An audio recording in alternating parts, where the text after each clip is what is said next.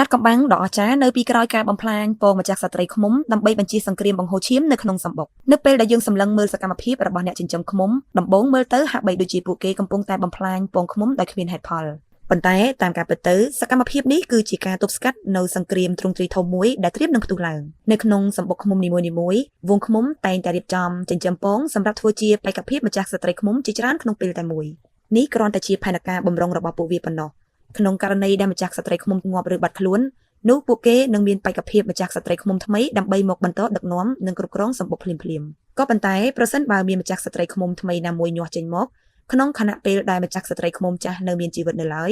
នោះបញ្ហានឹងកើតឡើងភ្លាមៗក្នុងស្ថានភាពដ៏តានតឹងដែលម្ចាស់ស្ត្រីឃ្មុំទាំងពីរប្រឈមមុខដាក់គ្នា